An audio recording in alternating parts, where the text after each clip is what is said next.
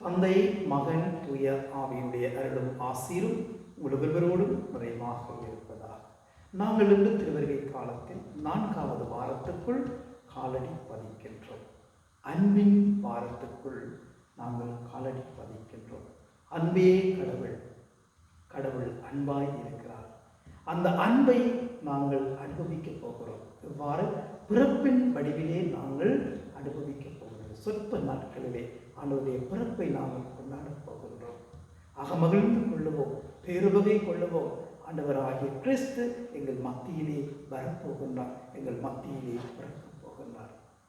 ஆகவே தான் அன்பின் வாரத்துக்குள் பயணிக்கின்ற நாங்கள் இன்றைய இந்த நாளிலே கிறிஸ்துவின் பிறப்பிற்காக தங்களை ஆயத்தம் செய்து பெத்லகேமுக்கு விரைந்து சென்ற புனித அன்னை மரியாவையும் புனித சூசையப்பரையும் குறித்து 4வது ஊதான மெழுகுவர்த்தி அன்பின் திரியாக ஏற்றப்படுகிறது. இத்திரி பெத்லகேம் மெழுகுவர்த்தி என்றும் சொல்லப்படுகின்றது. அன்பின் ஒளியாக சுடர்விட்டெரியும் அன்புள்ள இயேசு எங்கள் உள்ளங்களிலும் எங்கள் இல்லங்களிலும் நாங்கள் வாழுகின்ற இடங்களிலும் அன்பின் வடிவிலே பிறக்க இருக்கிறார். அந்த அன்பை நாங்கள் ஏற்றுக்கொள்ளுவோம், அன்போடு வாழுவோம், அன்பை கொடுப்போம், அன்பை சுவைத்து கிறிஸ்துவின் அன்போடு எங்களோடு வாழ்வர்களையும் நாங்கள் ஒன்று சேர்த்துக் கொள்ளுவோம்.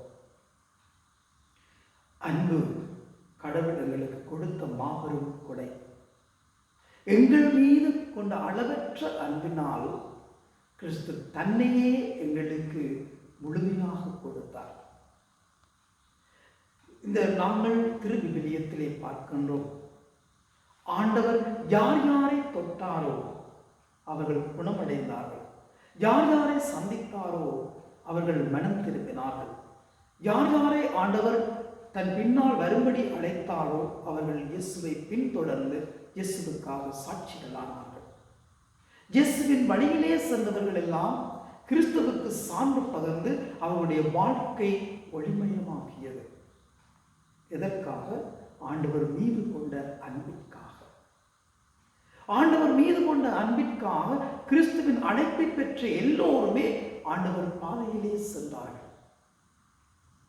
புனிதர்களுடைய வாழ்க்கையை பார்க்கின்ற பொழுது, திருத்தந்தையர்களுடைய வாழ்க்கையை பார்க்கின்ற பொழுது, மறைசாட்சிகளுடைய வாழ்க்கையை நாங்கள் பார்க்கின்ற பொழுது எல்லோருமே கிறிஸ்துவுக்காக தங்களை அர்ப்பணம் செய்தார்கள், கிறிஸ்துவுக்காக தங்களை விட்டுக் கொடுத்தார்கள், கிறிஸ்துவுக்காக தங்களை இழந்தார்கள், கிறிஸ்துவுக்காக இரத்தம் சிந்தினார்கள், கிறிஸ்துவுக்காகவே தங்களுடைய வாழ்க்கையை முழுமையாக கொடுத்தார்கள். எதற்காக?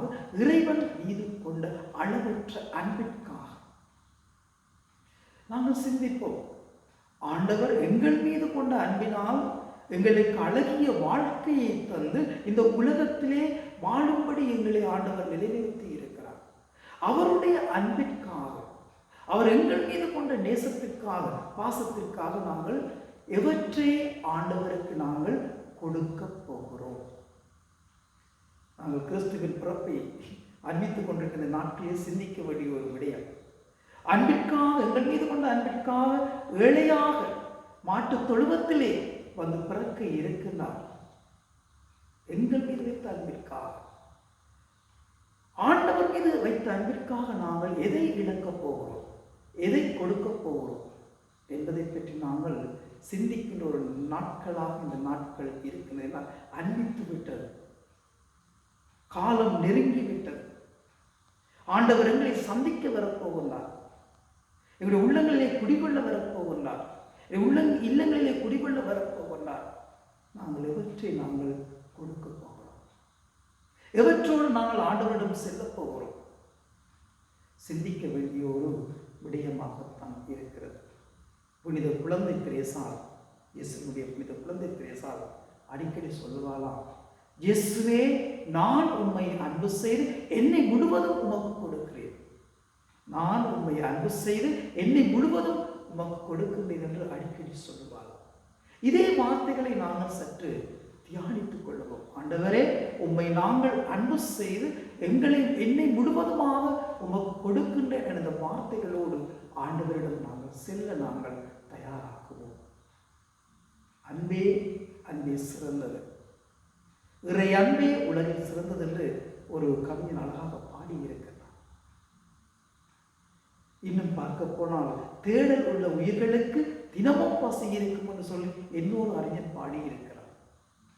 ஆகவே அன்பே சிறந்தது. கடவுளுடைய அன்பை தேடி ஓடுவோம், கடவுளை தேடி ஓடுவோம்.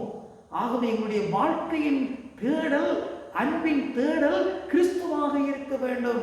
அதற்காகத்தான் நாங்கள் நாள் வாரமும் திருவருகை காலத்திலே கிறிஸ்துவுக்காக நம்பிக்கையோடும் மகிழ்ச்சியோடும் எதிர்பார்ப்போடும் அன்போடும் நாங்கள் எங்களை நாங்கள் ஆயத்தம் செய்து கொண்டிருக்கின்றோம்.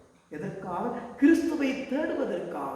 இந்த தேடலிலே நாங்கள் வெற்றி பெற வேண்டும், இந்த தேடலில் நாங்கள் கிறிஸ்துவை கண்டுகொள்ள வேண்டும், இந்த தேடலில் நாங்கள் கிறிஸ்துவை அனுபவிக்க வேண்டும். இதுதான் அன்பின் தேடல். இன்றைய நற்செய்தியை பார்க்கின்றோம். புனித சூசையப்பருக்கு வாழ்ந்த கனவில் தோன்றி சொல்லுகின்றார்.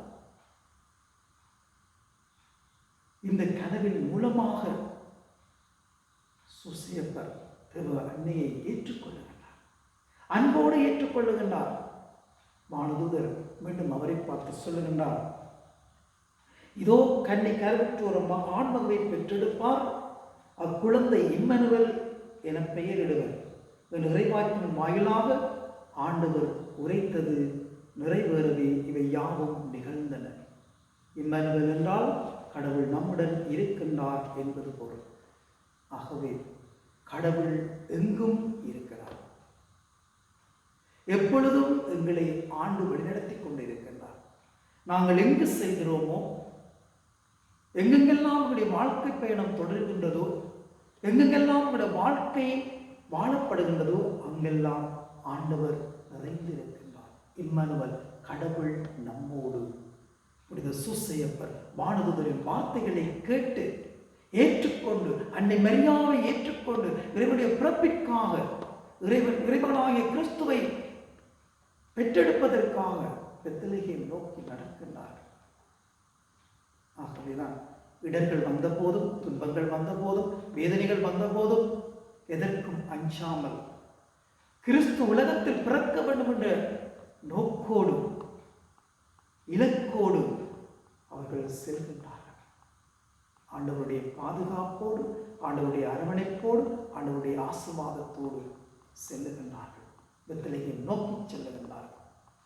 ஆகவேதான் நாங்கள் உங்களுடைய வாழ்க்கையிலே இன்று நாங்கள் பார்க்கின்றோம். இம்மானுவேல் எனப்படும், இம்மானுவேல் என்றால் கடவுள் நம்மோடு.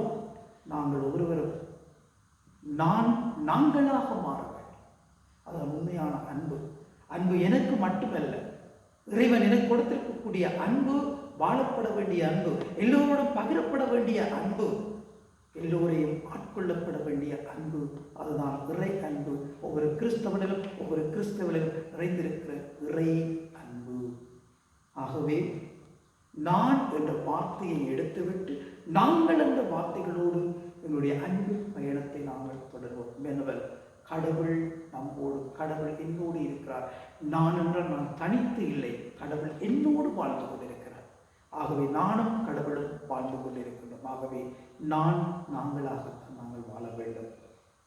ஆகவே நான் என்ற ஆணவத்தை எடுத்தெறிந்துவிட்டு, நான் என்ற சொல்லை எடுத்தெறிந்துவிட்டு, என்னுடைய அன்பின் வடிவிலே உதயமாக கிறிஸ்துவோடு நானும் வழிநடந்து நாங்களாக வாழ்ந்து ஒருவரை ஒருவர் அன்பு செய்து அன்பின் மூலமாக நாங்கள் இறைவனின் பாதையிலே பயணிக்க ஆயத்தமாகிறோம். அன்னை மூலமாக அன்பின் பிள்ளைகளாக உருமாற்றம் வரும். எல்லாம் வல்ல இறைவன், தந்தை, மகன், தூய ஆன்ம இறைவரையும் குறைவாக ஆசீர்வதிப்பார்.